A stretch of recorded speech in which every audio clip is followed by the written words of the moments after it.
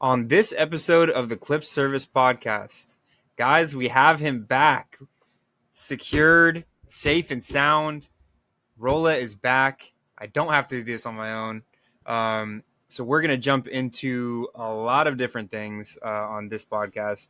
I'm not even going to get into it. You guys know the deal. Paul George is a Philadelphia 76er, and the Clippers are doing okay in the wake of him leaving. We're going to talk about it all and more coming up. So without further ado, let's make it happen.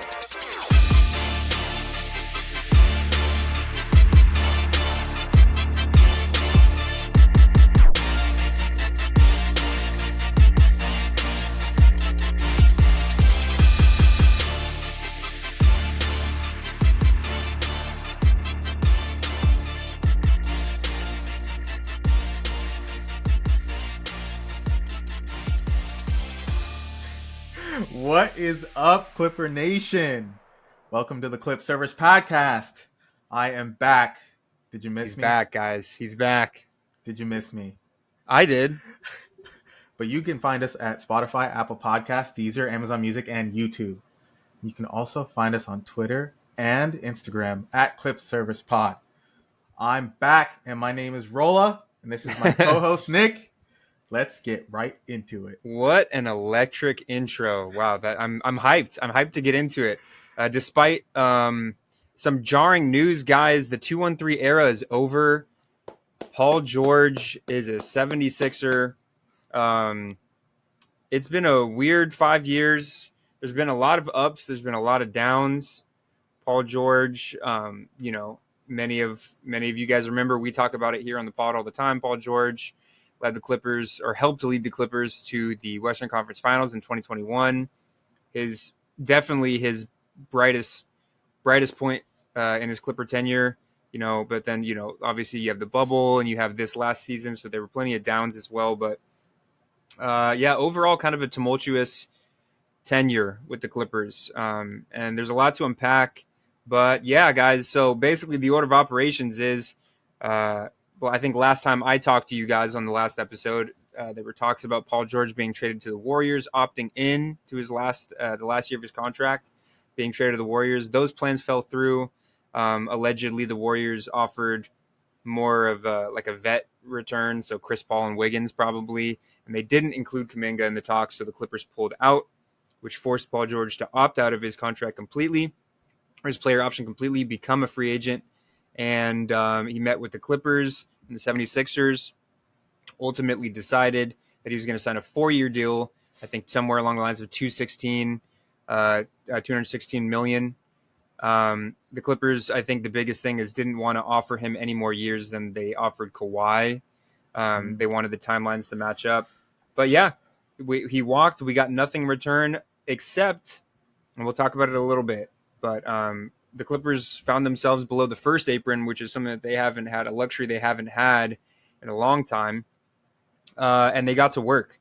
But really quickly, Rolla, I want you to give us your reaction to the moment that you heard Paul George left and went over to Philly.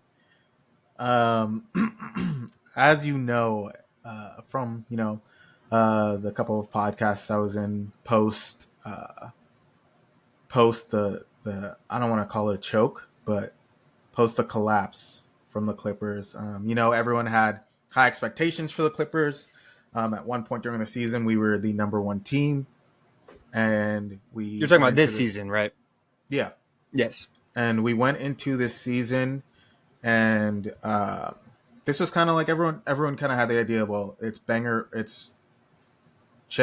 championship or bust. Yes. And we busted. We did bust everywhere. Yeah, not in a good way either. Not in a fun way. Yeah. So watching Paul George be almost like a roller coaster. One game he plays well, another game he scores in single digits as a quote unquote superstar, as the number one option, scoring. I believe he scored 7 points in one game. To me, that's completely unacceptable. To me, after that, he's got to be off the team. Yeah. Personally, from that podcast, the first podcast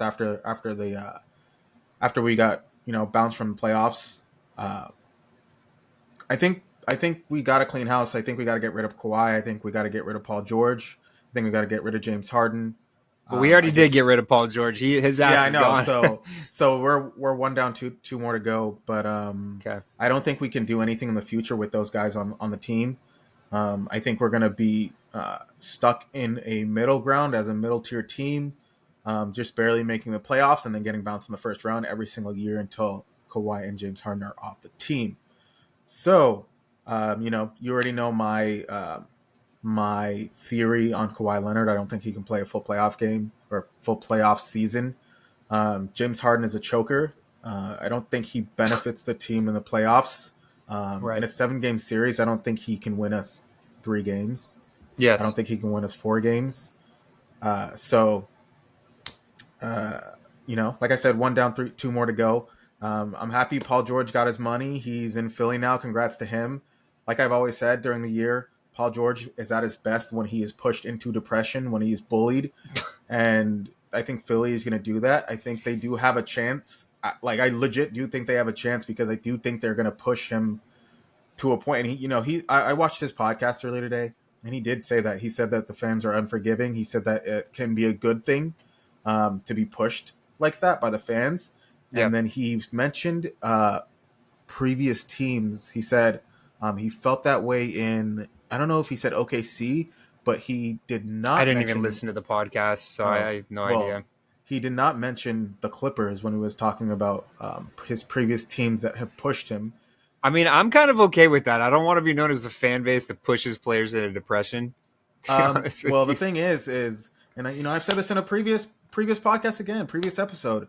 Um, Paul George's best season with the Clippers was the Was when he year was after depressed. the bubble. After Pandemic P was when he had his best season. Right. Since then, he's played like dog shit. He has been horrible in the playoffs, and I think it'll be different in Philly. I think that if they can all stay healthy, and it's another big if. I mean, he went from having Kawhi, an injury prone player, to Embiid, another injury prone player. So, good luck to Paul George, but I'm happy he's off my team. Yeah, I mean, I wanna touch a little bit more on this later, a little bit later. I think I have a little bit of a different philosophy on it, and I definitely understand. I think that you share the same sentiment about the post Paul George stage of this team as a lot of Clipper fans, and it makes sense. Like I think that it would be foolish to think that we're a lock to be as good, if not better, than the team we were. Without Paul George, that's a lot of scoring. Paul George Mm-hmm. is a fantastic NBA player. He does a lot of different things and he does them well. But yeah, I think we share a little bit of a different philosophy. I will touch on that later. But it's fair. I think that there is kind of an impending like purgatory to a lot of people where we're not going to be a contender, but we're not rebuilding and stuff like that. But like I said, I'll touch on that later. What I did want to touch on right now is what the Clippers did in the short amount of time since Paul George left until now. And one of the first things and one of the biggest things was, which is like it was about 24 hours, if not less, later, James Harden re-signs with the Clippers to in my opinion, I mean, with the relatively speaking, and with the salary cap going up each year, pretty team friendly deal. A 2-year, $70 million contract with a player option in the second year. I think it's backloaded too, so I think the first year he makes 32 or 33, and the second year he makes 36 or 37, and the Fantastic. second year is the player option. And I that was my second biggest worry going into this offseason because the Paul George thing, I kind of didn't think that he was going to be a Clipper. I said it on one of the previous podcasts. I think Paul George has played his last game as a Clipper, and it's true. But after that, you have to see, okay, like what do we do with James Harden? Do we let him walk? Like, what do we do? He's probably going to want the same contract as Kawhi.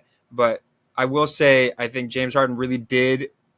I know you don't want him on the team, but I think relatively speaking, and I think if we look at the grand picture, James Harden really did kind of take one for the team here.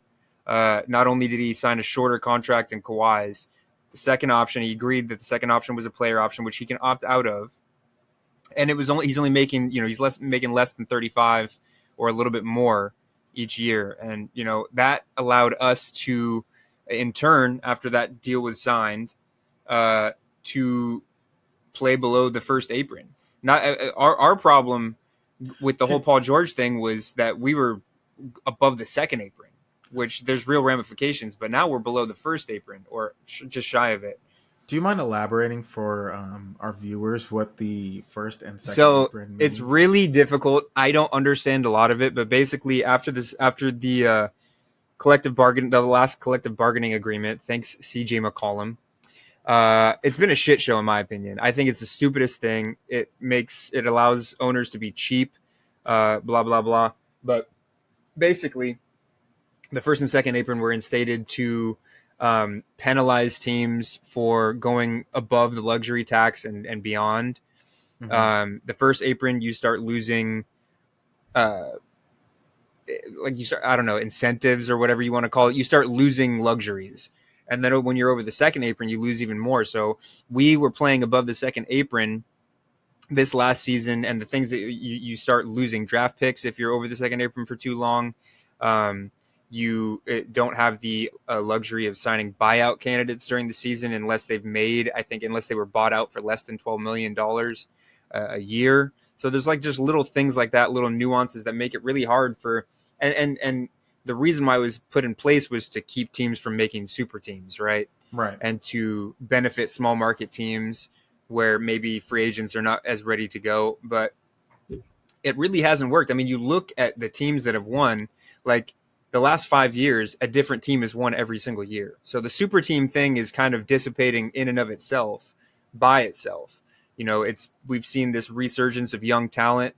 The younger teams in the league are some of the best teams in the league right now. Mm-hmm. And I don't really think that the second apron had anything to do with it, because you still see teams like the Suns, like us, like Golden State, like the Lakers, all these big market teams are still stacking up talent. They're just old, right? So I think that the whole super team thing was going to fizzle out anyway. And now with the second apron thing, you're allowing billionaires to be cheap with their money. And it's stupid. I think it's dumb. I have a very vague understanding of it but from what I understand, it's dumb. Does that summarize it enough for you? Yeah, a little bit. Okay. I was just gonna mention that we can discuss this another time, but I think that I think the reason why the owners are kind of, or at least with this new bargaining agreement, they kind of fought back because of the player empowerment and being able to demand trades and just go basically wherever they want to go and quote unquote ring chase. But I mean, there's really nothing we can do. I mean, it's just CJ McCollum and the Players Association. Yeah, I don't know, man. I just think that this last meeting with the Players Association and the league officials, I mean, the best thing that came out of it was the players can smoke weed now. You know what I mean? And obviously the play-in tournament was cool. Mm-hmm. I don't even know if that was a part of it, but it was around the same time. I don't know. I just think it's dumb. But I digress. We're below the first apron by a minimal amount. We now finally are able to use the mid-level exception and the biannual exception, which that we used part of that to sign Derek Jones Jr., which we'll talk about in a sec. Mm-hmm. We got a fan favorite back. All of this stuff we wouldn't really have been able to do if Paul George didn't walk, but if James Harden didn't sign for a team friendly deal. So with that being said, I really quickly wanted to just cover, for those of you that don't know, or for those of you that do know and needed a refresher, who's in and who's out. So I'm going to start with who we lost. Obviously, Paul George. The Clippers lose Mason Plumlee, so I could not be happier. Mason Plumlee signs a minimum 1-year deal with the Phoenix Suns. He'll probably be okay over there. It doesn't matter to me. Daniel Tice actually today just signed a 1-year deal with the Pelicans. I'll actually miss Tice. I really like Daniel Tice. But, I think that he probably has a better opportunity over there. I think their only center right now is, Valanciunas isn't even Valanciunas went to the Wizards, did he not? I thought they had Steven Adams. Am I crazy? No, Steven Adams with the He's Grizzlies, on I think, or Memphis the now. Rockets, one of the two. I don't Right. even know anymore. But yeah, so basically they needed a little bit more front court depth. So Hmm. Daniel Tice is a New Orleans Pelican. We thank him for his hustle and his energy that he brought. Um, the Clippers didn't extend a qualifying offer to Brandon Boston, so he is currently a free agent. He's not signed to a team. I am still a huge fan of Brandon Boston. This one kind of sucked because I really wanted the chance to be like, for Brandon Boston to finally get his time Hmm. and for me to kind of show everybody that I'm not insane, but I don't get that chance anymore. So best of luck to Brandon Boston. I still believe in you, dude. I think if a team takes a chance on you, you're going to prosper.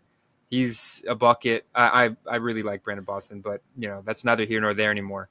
Um, Xavier Moon, Clipper legend, is getting a chance to play for the Orlando Magic's summer league team. I love Xavier Nice. Moon. I think he was a great locker room guy. He was on a two-way contract for the last 50 years for the Yeah. Clippers. Hopefully he gets picked up by a team. If not Orlando, is someone else. I think that there's a place for him in the league. He's Hmm. really fast. He's extremely clutch for some reason. Not for some Yeah. reason, but he always proved to be really clutch in summer league games and stuff Yeah. like Summer that. League. So he was a fun player to watch. Good luck to him. Hmm. Musa Diabate is currently an unrestricted free agent. Depending on what happens with the Clippers' front court depth moving forward, I don't know if we're going to re-sign him.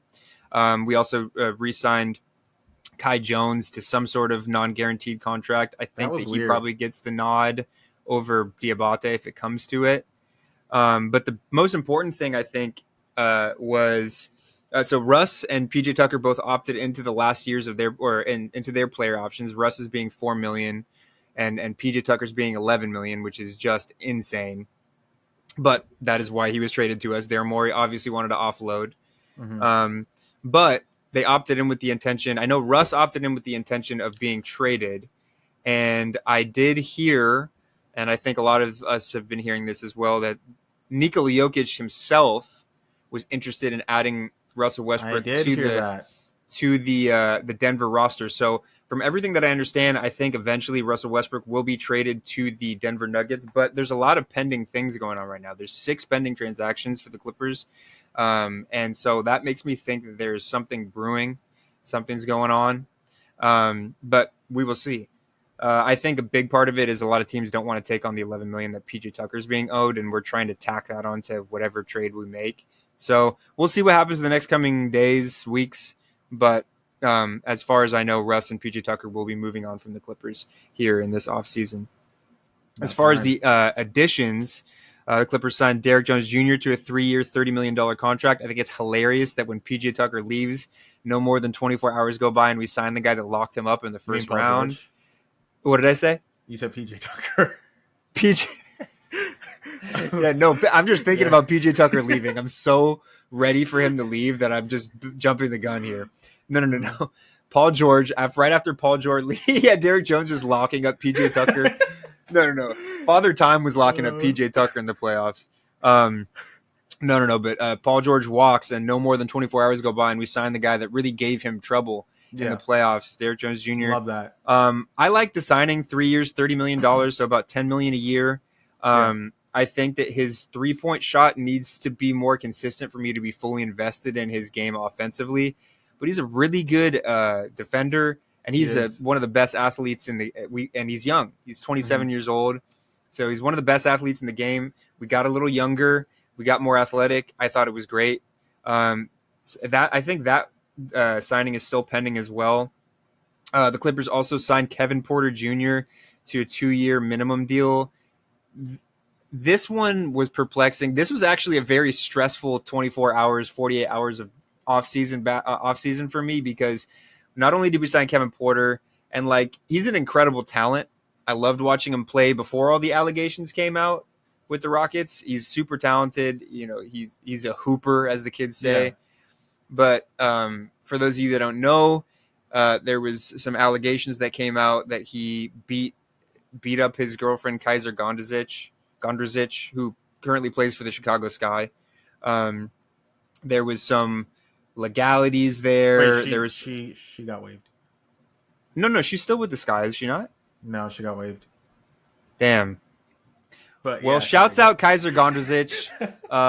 Also, for those of you who don't know, her dad, I think, played for the Clippers for a little while, Oh, Fred no way. Gondrezic. But anyway, yeah, so there was some legal issues, and then she came out and said that there wasn't, there wasn't really anything wrong, which is unfortunately the very Dude, sad they showed truth her about, face. yeah, dude, the very sad truth about domestic abuse and It's really sad, all these actually. assault cases is the victim is usually forced to be tight-lipped, and it's a very sad thing. And so I'm not a huge fan of this signing at all. No.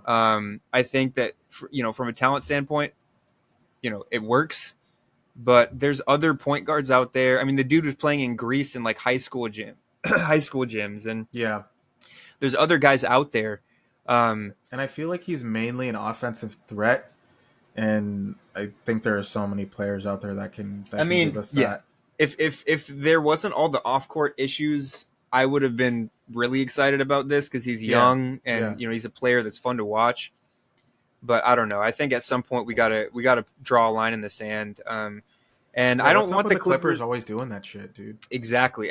The Clippers have become kind of this rehab facility. I mean, Kai Jones was a little different. Kai Jones was very clearly going through some personal issues. He didn't hurt anybody. And then, the whole thing with Josh Primo, who, sexually assaulted his therapist, who pulled his dick out. And, there was no consent there. And we don't like that. And he's off the team, which is good. Yeah. But yeah, I don't like. And then after we signed Kevin Porter Jr., like 48 hours go by, and apparently the Clippers are interested in adding Miles Bridges, who there's a lot more. He's another beater. Exactly, and there's a lot more proof behind the stuff that he did. His baby mama came out and gave her testimony on Instagram or on Twitter, showed pictures of what happened. He was charged for I think either child endangerment or child abuse, and the dude is a bad guy. And the Clippers were interested in him apparently, and I was freaking out. Thankfully, he signed a 3-year deal, $75 million, something like that, with the Charlotte Hornets to stay there. Uh-huh. So that I breathed a sigh of relief there. But yeah, dude, I don't want to keep signing. I mean, like with the Kai Jones one, I can understand. Like that is a young man that from everything that I've seen, it looks like he's getting help. He had some sort of mental break, but that's different. You can take it case by case, and that's different. But yeah, so thankfully we didn't sign Miles Bridges. The Clippers signed Mo Bamba to a veteran minimum deal. I like this deal. I'm not a huge fan of Bamba as like an individual talent. I don't think he's like extremely good, but he's a hell of a lot. What's that? Were you going to say he's a hell of a lot better than Mason Plumlee? He's a hell of a lot better than Mason Plumlee and Moses Brown and a lot of the backup bigs that we've had, except for Isaiah Hartenstein. I'm still punching the air over that. Isaiah Hartenstein, for those of you who don't know, signed a pretty sizable deal with the OKC Thunder. It's a perfect fit. But yeah, Mo Bamba, I actually don't mind it. He's athletic. He can shoot the three a bit. He's a decent rebounder.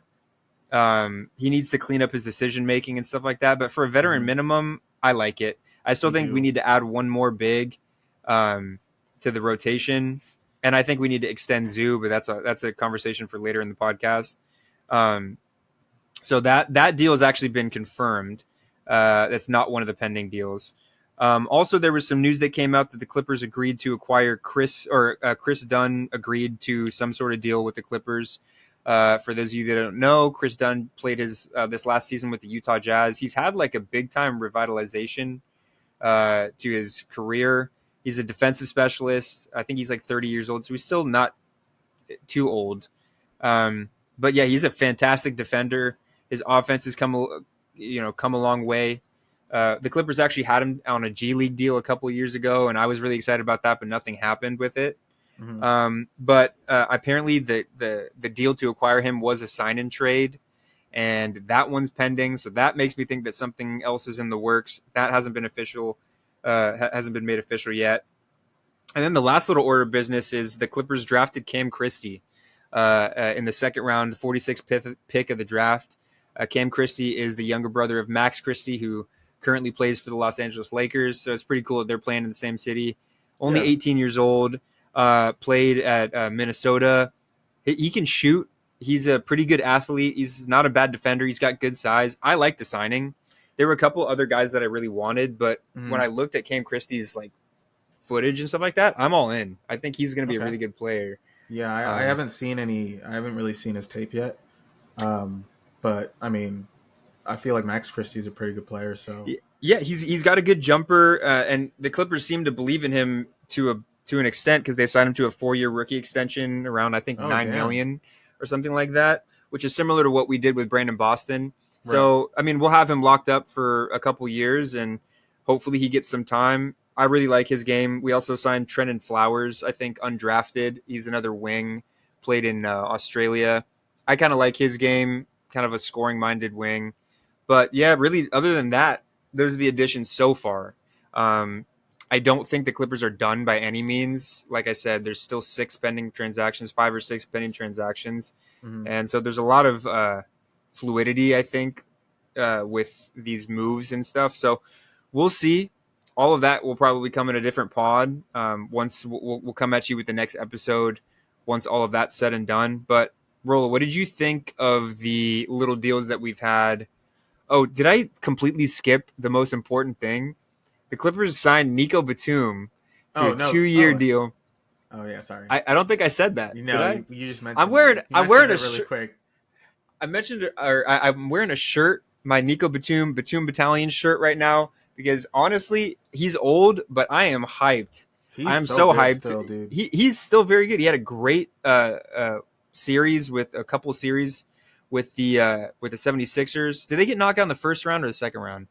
I think it was the first Was it the round. first? He was great. He had to hit some big shots. Obviously, he's a fan favorite.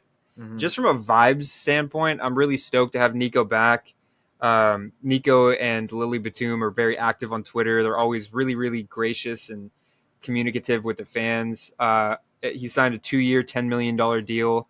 I think it's awesome. I think that Yeah, that getting is Nico fire. Batum back is awesome. He can play, spot minutes here and there, but I think just from a vibe standpoint, from a familiarity standpoint, this is the kind of thing that makes me a little more comfortable with whatever direction the Clippers are going in. Not because I think he's a part of the long term formula, but I think it's just like if the Clippers are going to be in this weird limbo or whatever they're doing, I still want to be able to like have fun watching games. And Nico was a Yeah. very fun player to watch. So, with all of that being said, Rolla, what do you think of the deals that we've made in the post Paul George uh, part of this offseason?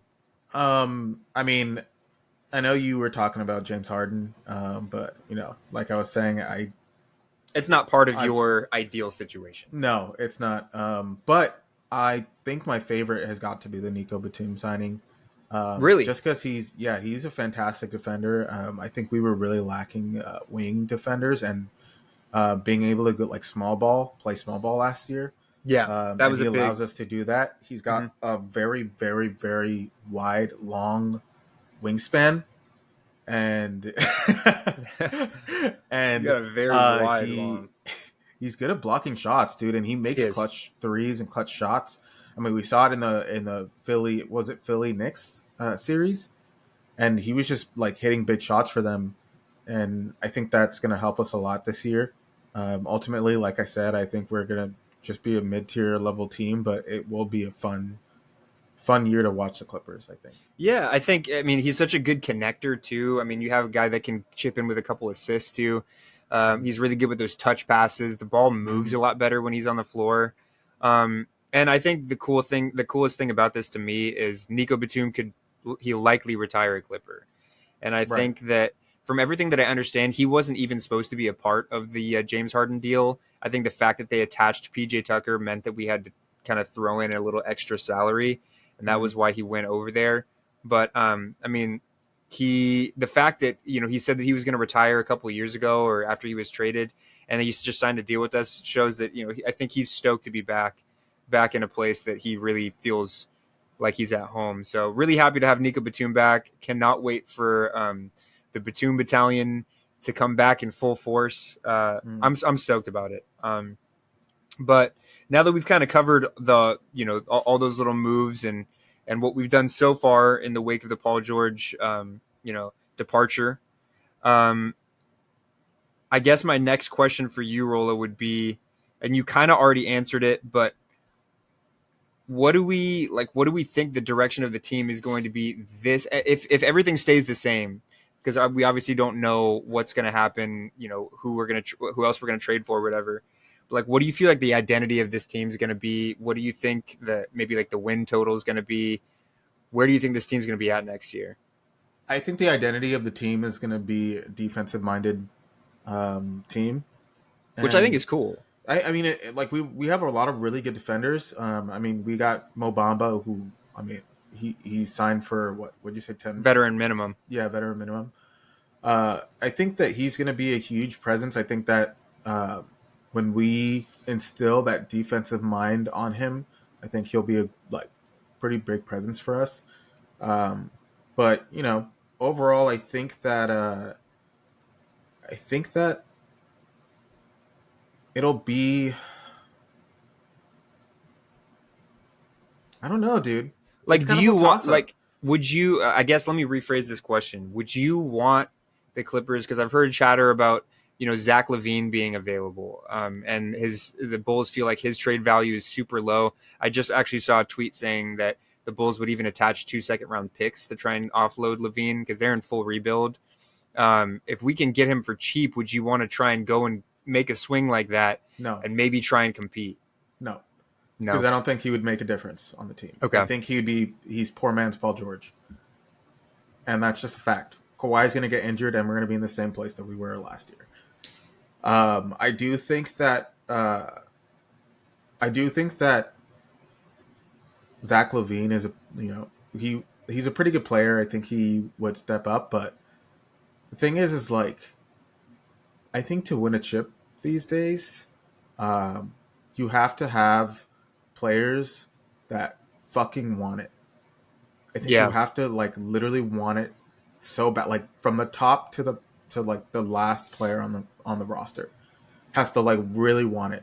I think when you look at the Timberwolves last year, the way they played against the way they played against the Nuggets, could we, as the Clippers, beat the Nuggets in a 7 game series? If we can't, there's no point in trying. Like the Nuggets were reigning champions, and the way they were playing hard, and the Timberwolves literally just out hustled them. And I think that's probably the biggest move for us. I feel like this year, as we picked up some like tough players, And they're younger. and they're younger, and I think that's the right direction to go. I think that like I've been saying, I don't well not Paul George. I don't think James Harden has that passion. I don't think he has that aggression anymore, and I don't think he has that want to win a chip like a lot of these other players in the league. Which is why I don't think that I don't think we're gonna win a chip with these players on our team, James Harden and Kawhi, because like I said in previous episodes, I don't think Kawhi can play a full playoff series. I don't think James Harden wants it.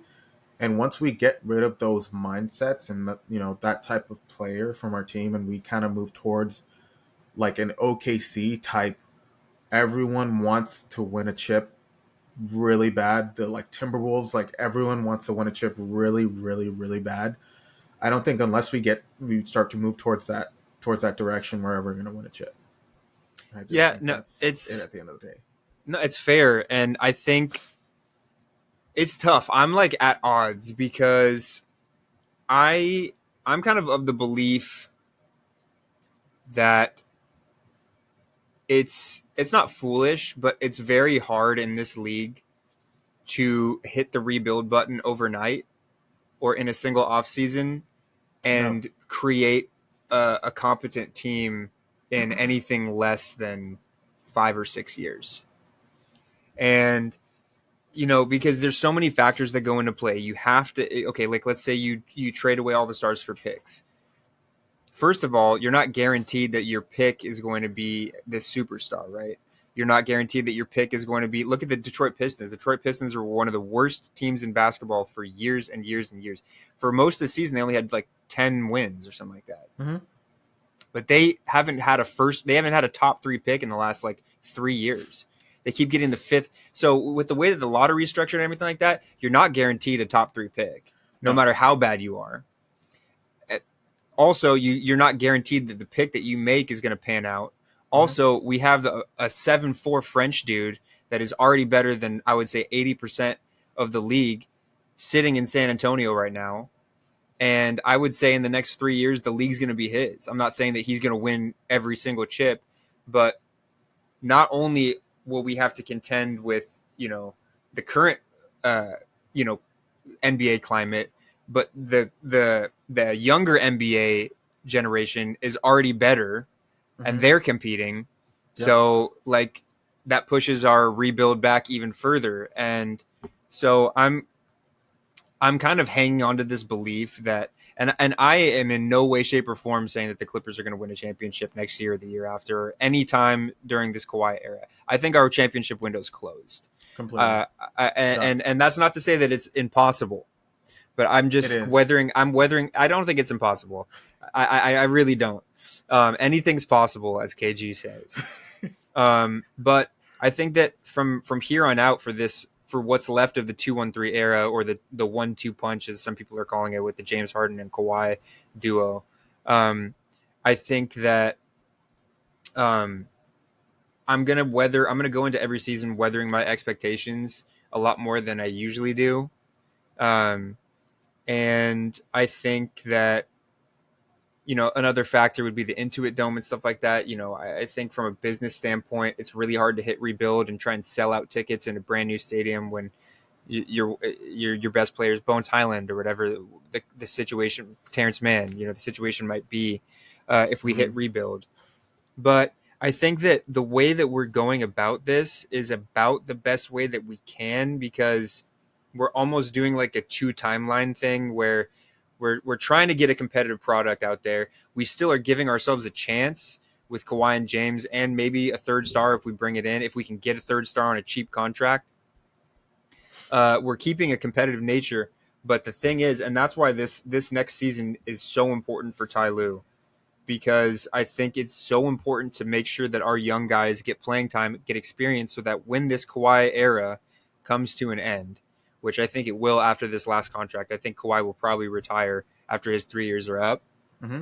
Um, our young stars will have those 3 years of actual meaningful competitive basketball, to where you're not waiting a couple years for your young guys to get good. Our young guys will be ready to just take up the mantle and step into that role. And whether those young So guys mean, it would be Bones or Terrence or Cam Christie, or if Kobe Brown or Jordan Miller, one of those two guys pan out, something like that. I don't know what it will be, but at least those guys will have experience, and they'll have 3 years of mentorship from Kawhi and James. I don't know. What so do you my think about question that? my question is if we don't look for that next superstar now, who do you think can take us there? I think that once Kawhi and once Kawhi's contract is up, and like you said, he retires. I mean, I don't see any of the players, that are, of like on our team being that number one guy. I think. I mean, are you saying that you're hoping that that in like a free agency we can grab a superstar that can take us there, or like No, I don't are you necessarily saying think. that we need to? I mean, you just said yourself that you think that our window is closed. So I'm kind of wondering, like, what do you think our future is? Like, how do you think we address, like, the ultimate goal is to win a chip, right? So, I mean, we're looking at like OKC, who completely hit a full rebuild and now are, next year probably going to be top three, uh, in like with the odds of winning the chip. I mean, Yeah, OKC went it's about gotta it. it's gotta for me, it's gotta happen sooner rather than later. I think if we wait, we're gonna, like you said, I think like Wemby is gonna be that guy. I mean, Giannis is what, 27, 28, 29. Luca's what, 26.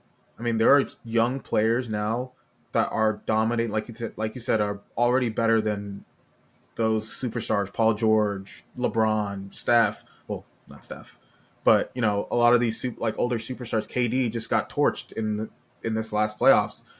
I mean, I think we got to hit the rebuild sooner rather than later, or we're just gonna be waiting for the next generation to win a chip. You know, um, Yeah, I think we got to like. I mean, working the draft is, I think it's the best way to kind of get that, and trying to get picks, trying to make like scout and do well in the draft. I think is the best way to ensure that our future is bright. But I think that with Kawhi and James Harden on there, I think they're going to always demand the ball and demand success for them right now, and I think that's going to hold the Clippers back. Yeah, no, I definitely understand what you're saying, and I think my standpoint is definitely more volatile than yours. I think yours is the most logical, because I it's know. the results would be there most likely, but I think that there's something to be said about. I think there's something to be said about having a competitive nature and having these guys like Kawhi and James Harden to learn from. But they Um, can learn from these like they can learn from anyone, bro. Like they can go in the off season and learn from these trainers that train Kawhi, that train KD. I mean, Paul George has a guy that he goes to all the time that trained him during the MVP season. Like, well, not MVP, but MVP finalist season. I yeah, mean, these players can get better through experience. They don't necessarily need a vet to teach them. Um, I just think that I think it doesn't hurt to give yourselves like to give your and this is gonna sound ridiculous, but I think that there's a good chance that Kawhi's probably not going to be able to string together a healthy season. But as long as you're giving yourself the chance, and you have not only a running mate in James Harden that can keep you competitive, but you have a bunch of young guys, and that's the thing is the young guys need to play and they need to contribute. Right? It can't be like Terrence and um, you know I mean, hell, like Terrence and Zoo, Derek Jones, like these guys. It can't be that these guys are playing spot minutes. Like they need to play like legitimate minutes and complement Kawhi and James. And when it comes time to if we make a playoff spot, being there to contribute and using your youth to kind of make up for the things that Kawhi and James maybe can't do anymore. And I think that can I that ask you something? sure. So, are you saying that it's a possibility that we could win a chip this next season? It's always, and that's my point is there's always a possibility. I think. Um, I I don't think have to it's like disagree. I don't think it's likely, but I think I as think long as you have Kawhi Leonard, if knock on wood, if he puts together a healthy season, I think that there's always a chance if you have a uh, guy like Kawhi Leonard. I think um, I think with a healthy Kawhi, no injury. Let's say by a miracle, Yeah. he goes through the entire season with zero injuries. I He's don't think healthy. He has the he has the chemistry with all the players. James Harden, no injuries. He's healthy. He has the chemistry with all the players. I still don't think we could beat an OKC or Timberwolves. I think we could be. I think we could. I think because it's still early enough. You saw it in the playoffs. It's still early enough to where these young teams that everybody was really rallying behind when the playoffs first started, and we saw how good the guys like OKC and Minnesota and the Pacers are. It's still early enough to where you saw it when they were eliminated. Their lack of experience and their lack But they have the experience now, after one series. dude. The Timberwolves beat the reigning champions. No, I know. Exactly. I So I'm saying like if the Timberwolves are healthy, which they are young, so they most likely will be healthy. I can't see us beating. We're not better than the Nuggets. We're I mean, not better. We look at would how if long we it were took the healthy. Celtics to If win. we were but if we were, that's the thing. We don't have that time.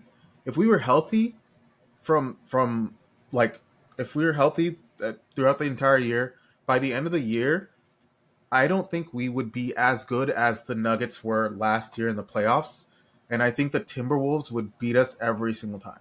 I think I don't know, man.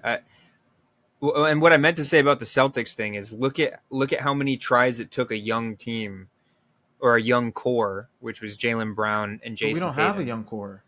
But what I'm saying is, look at it. It took them 5 or 6 tries to get to a place to win the finals. It's the same thing with OKC. It's the same thing with Minnesota. It's the same thing with these younger teams. It's going to take them time to be No, able but to. they had better players, dude. Like the Celtics had better players than every team they played against. We don't have that. That's what I'm trying to So tell you're you. wait. So you're saying you're going back and you're saying that Jason Tatum is better than. Uh, that's something we haven't addressed yet. No. Also, Rolla is coming back to the Jason Tatum slander because you've been in Yeah, Greece. Jason. Well, I mean, Jason Tatum played like shit the entire playoffs, bro. But No, he was good. He dude, wasn't he played scoring. like shit, bro. No. He was. He's the number one option. He played like shit. He didn't even win Finals MVP, bro. No, I know, but he was an imperative part of why they won. He was grabbing the most Of rebounds. course. He was averaging the most I think rebounds. he was a fantastic second option. I think he played what Paul George should played. That's what I was saying on one of the last episodes. Yeah, I mean, the Celtics were good. They were literally just better than everyone. But what I'm saying, I'm sorry, I'm leading to this divergence from the original point. But what I'm saying is that I don't think we're at a point yet where the young teams are running the league. They're on the up and up. But dude, they already beat the reigning champions. The Nuggets didn't have a great series either. The Nuggets didn't look 7 games, bro. I know, What do you mean? I know, but it shouldn't have even gone there. It shouldn't have even gone there. But this is the thing. People say like series and playoffs comes down to experience. They went to 7 games. In game 7, in your opinion, why did the Timberwolves win that game? Defense and youth. There you go. Where's the youth on the Clippers? We're adding it, and that brings me back to my original point. Their stars, their guys are young. They had the energy and they wanted it more than the Nuggets. At the end of the day, more than a reigning champion. To be a reigning champion in a game 7 would be the reigning MVP and a reigning championship squad in a game 7. Dude, I'm sorry. The Clippers, a healthy Timberwolves, they're beating the Clippers in 6 max. That's just a fact. I love Kawhi, and it's a big if Kawhi even plays, bro. Yeah, and if he's even healthy enough to go 7 games. But the thing is, if we don't have Kawhi on the team, we're not even talking about if. Yeah, but I'd rather not even be like a part of it, and then like maybe in 5 years be a part of it, than just be in. I see what you're saying. In the first round 3 years in a row. I see what you're and then saying. Now I'm just we're like set back 3 years. I'd be worried too if we went full rebuild. I think we kind of have the rose-colored glasses on in terms of rebuilding because the Clippers are so far removed from rebuilding. Literally, the last time that we were rebuilding was 3 years before Lob City because we were still trying to be competitive right before Lob City. Like we brought in Baron Davis, we brought in like the vets to like help. Yeah. I think we're so far removed from that I think a lot of fans don't realize how volatile a rebuild can be too. Like you're not guaranteed to be able to make this young powerhouse like the Thunder and the Timberwolves and the Pacers and all these young up and coming teams that are really giving teams trouble. You could rebuild for 10 years and you can still look like the Charlotte Hornets or the Detroit Pistons or I disagree, dude. Because if you look at look at the Sixers, look at the process, right? They were trash. They have literally I think they have the 2 worst records in NBA history. They were trash for years. They said trust the process, right? Mm-hmm. In that process, they drafted Embiid, who was a future MVP. They drafted Ben Simmons, who could have been great, but ended up flopping. They drafted Jahlil Okafor, who flopped. They drafted Tyrese Maxey, who was an all-star this year. Like, who else? Their team now is at a championship level. Yeah, it took them 15 years, 10 plus years, but eventually they got here. I'm saying let's start now so we can eventually get there instead of setting ourselves back 3 years because we know we're not going to win a championship with Kawhi. So why are we setting ourselves back when we could be proactive? I mean, you never know. It could happen like OKC. We could get there in 6 years. We could get there in 10 years. But at least we're starting the process to get there. You know what I mean? That's just me. I just don't think that. No, no, I don't. I it's think that the Kawhi era is done. I don't think he can do it for us anymore. And he had a fantastic career. He's one of the best players ever. He's definitely a top. What would you say? Like top 30 player in the NBA, like of all I think he's a time. top 30 player all time. Yeah, all time for sure. Yeah, yeah. Um, So like he had a fantastic career, but I just don't think that his future includes a championship. yeah. I think that's the beauty of this dialogue. I think that's the beauty of our friendship, Rolla. No, I think that's the beauty of this dialogue is I think that there's so many different ways to look at this. And I think that there's no guarantee. I mean, like I said, I think that your route with the rebuild and stuff like that, there's a lot more potential for success. Um, but I think that there's something to be said about both sides. And there's no clear cut way to do it because we can't tell what's going to happen in the future. On Mm-hmm. my side, we can't tell if Kawhi is going to be healthy. It's not likely, but we don't know for sure. We don't know who we're going to get this offseason. We don't know what kind of moves are going to be made. We don't know if someone's going to trade a star player for nothing and we're going to land with a third star and it ends up working out. We have lightning in a bottle. We got younger. Our depth Mm-hmm. is younger. On your side, you don't know, what draft picks we're going to make. I don't really trust the Clippers front office in hitting home runs in the draft. We are not very good at drafting players. I feel like And we're so decent. Oh, we have more misses than makes, I would say. We draft yeah, but better we in the haven't. second round than we do in the first round. But I I feel like think we haven't had a high pick in a long time. we haven't, but I mean, you look at even like The the last, draft that we got Shea. What did we do with the pick immediately after? We drafted Jerome Robinson. You know what I yeah, mean? I think that was an experiment. Like That was an Brandon experiment. Dawson, Daniel Oturu, Diamond Stone, like these are guys that were in the league for a couple years and were out of the league. Like Sindarius Stonewall, like some of those were second round picks, and Darius. you know what I mean? Like, and with the Ty Lue signing too, like we have a coach that has the potential to coach teams that want to win, and so I don't know. I think that's the beauty of it. We'll see. We don't know what's going to happen. But I think what happens when this offseason is all said and done will be kind of indicative of what our path is going to be moving forward. I also think that the fact that James Harden and Kawhi are both on timeline wise and contractual, like financially, kind of friendly in terms of like if we want to hit the panic button and like halfway through the season we're shitting the bed and we can't even be contenders. Who knows if we trade Kawhi?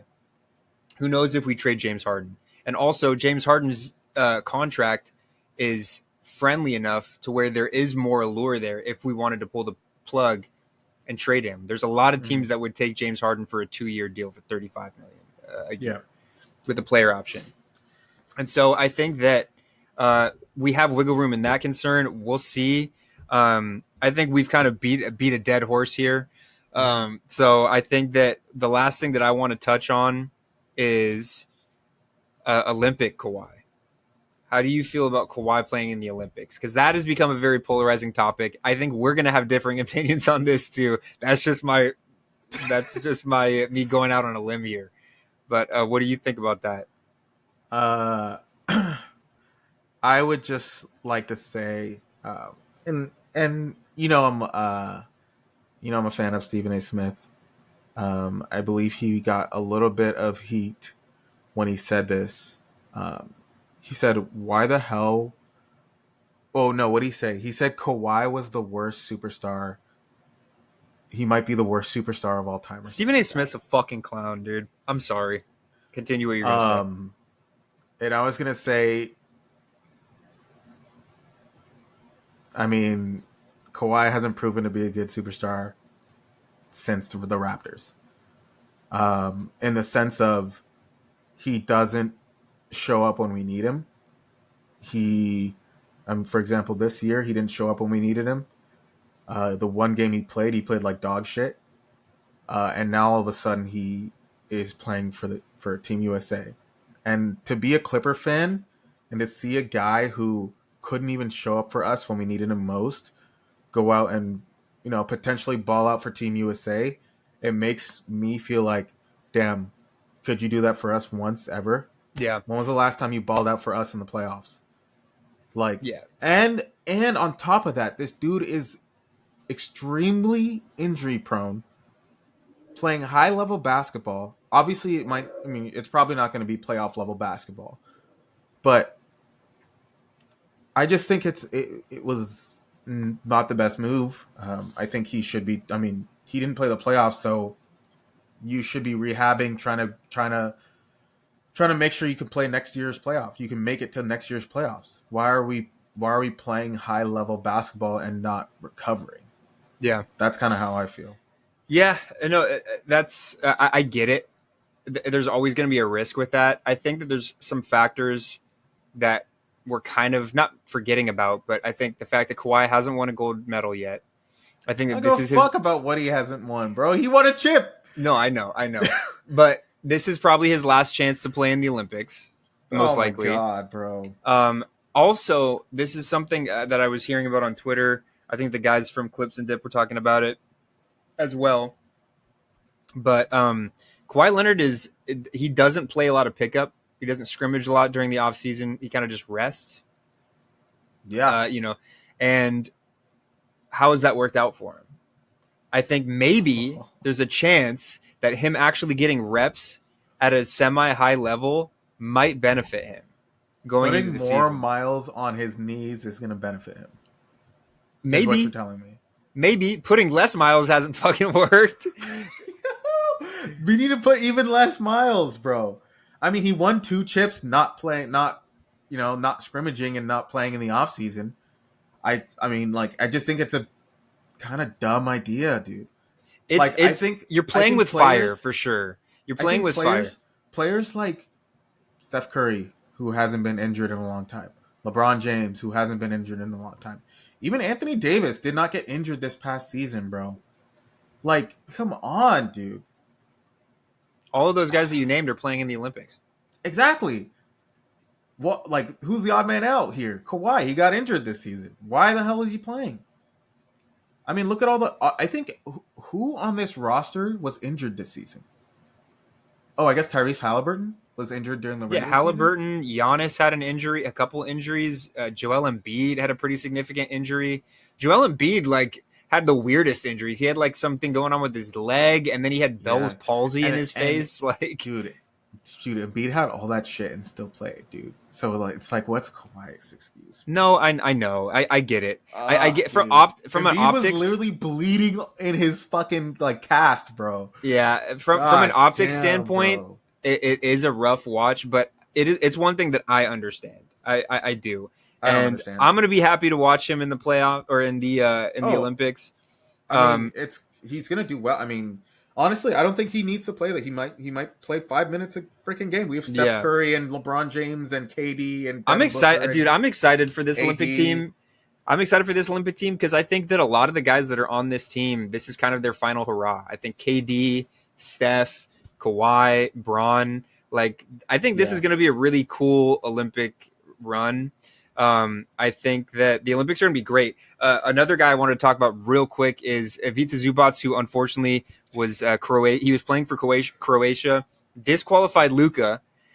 He was one of the him, Saric, and Mario Hezonja were the best players on the team, and they eliminated Slovenia in the qualifiers. They took on Greece. Giannis ended up eliminating Croatia and made the Group A, final team, or he qualified for he helped Greece qualify for the Olympics. So unfortunately, Croatia is not going to be a part of the Olympics, but Zoo looked fantastic in the qualifying games. He was averaging 20 something points, 15 rebounds, something like that. He looked awesome. I think that it's time to have a conversation. I mean, we don't have to have it this podcast, but I'm ready to extend Zoo. I'm ready to extend Zoo, and I'm ready to extend Terrence Mann, and we need to do it before this offseason is over, because those guys are young. They're the longest tenured Clippers, or some of the longest tenured Clippers. Zoo is the longest tenured Clipper, which is crazy to think about.